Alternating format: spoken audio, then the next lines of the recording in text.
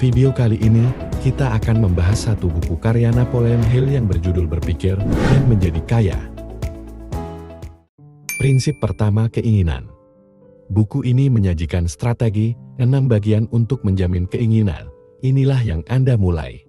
Pertama, tetapkan dalam pikiran Anda proporsi uang tertentu yang Anda perlukan.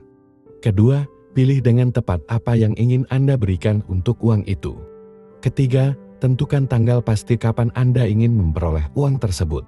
Keempat, buatlah tujuan positif untuk mengumpulkan uang. Kelima, susunlah keempat hal di atas ke dalam kalimat yang masuk akal dan minimal yang menggambarkan setiap bagiannya. Keenam, meneliti pernyataan tersebut sebanyak 2 kali berturut-turut. Prinsip kedua, keyakinan. Agar keinginan Anda berhasil seperti yang diharapkan, Anda harus yakin bahwa hal itu dapat diwujudkan dan akan menjadi kenyataan. Ketika Anda memberi makan pikiran bawah sadar Anda dengan keyakinan pada apa yang Anda inginkan dan percaya bahwa hal itu akan berjalan sesuai harapan, hal itu mulai terlihat diri fisiknya. Keyakinan kita mempunyai kekuatan yang begitu besar sehingga sering kali berhasil. Keyakinanlah yang membuat keinginan kita menjadi kenyataan seperti yang diharapkan. Jika Anda merasa sulit untuk yakin pada keinginan Anda, ulangi pendegasan keinginan Anda untuk menjadi kenyataan. Ketika Anda terus melakukannya, hal itu akan mulai terdengar nyata dan akan mulai terwujud dalam hidup Anda. Prinsip ketiga, sugesti. Semakin banyak perasaan positif yang Anda gabungkan dengan pemikiran Anda, semakin cepat Anda mulai mendapatkan hasil yang Anda inginkan. Penting untuk mengetahui dengan tepat apa yang Anda butuhkan. Selain itu, penting untuk membayangkan diri Anda bertanggung jawab atas kebutuhan Anda. Mulailah menulis hal-hal yang Anda inginkan pada selembar kertas kecil dan membacanya beberapa kali sehari untuk mengingat apa yang Anda inginkan dan menempatkannya dengan kuat di pikiran bawah sadar Anda. Jika Anda ingin memperoleh lebih banyak uang, tentukan jumlah uang tertentu yang Anda inginkan dan bagaimana Anda berencana mendapatkannya. Prinsip keempat, pengetahuan khusus.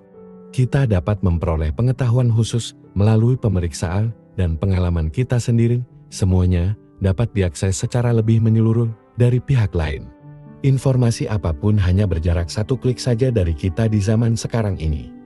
Perkuat kapasitas Anda untuk mengumpulkan pengetahuan yang berguna dan fokus pada bagaimana menjadikannya lebih layak untuk memenuhi keinginan Anda. Memiliki semua pengetahuan tidaklah cukup untuk menjadi sukses. Penerapan yang benar di Andalah yang membuat seseorang berhasil.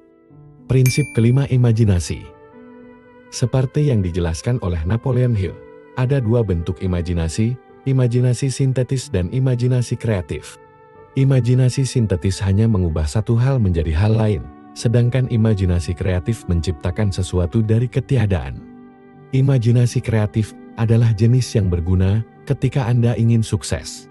Ketika Anda membayangkan sesuatu dalam pikiran Anda dan meyakinkan diri sendiri, hal itu menjadi dapat dicapai dan Anda dapat melihat keinginan Anda terpenuhi. Anda harus menambahkan imajinasi pada pengetahuan khusus untuk menjadi kaya. Prinsip keenam, perencanaan terorganisir.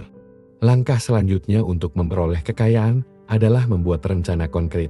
Rencana ini harus menjadi cara Anda. Tuliskan rencana Anda dan cobalah membaginya menjadi tujuan yang dapat dicapai. Ikuti teknik yang diilustrasikan oleh Napoleon Hill untuk membuat rencana Anda. Bekerja sama lalu jalin hubungan dengan individu yang akan membantu Anda membuat dan melaksanakan rencana Anda.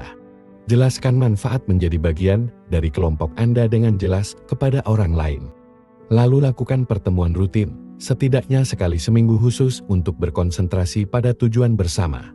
Dan tetap mengundang orang yang tepat dengan pertemuan Anda. Prinsip ketujuh, keputusan.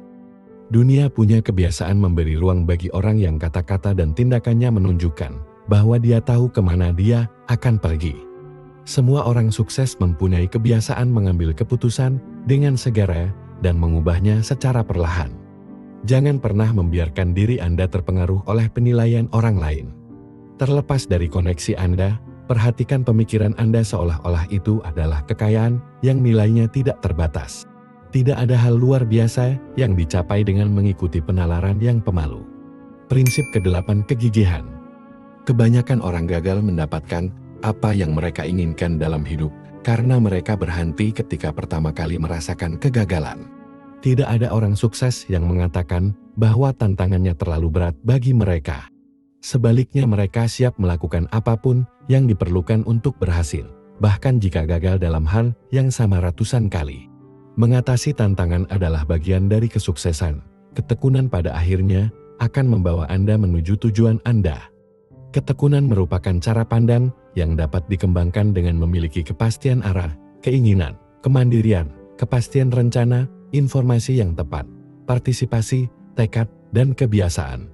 Prinsip ke-9, kekuatan sang dalang.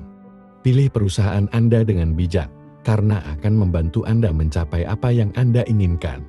Memiliki kelompok yang suportif membantu Anda baik secara ekonomi maupun psikis. Cara yang ekonomis berarti memiliki kombinasi pengalaman dan kekuatan otak.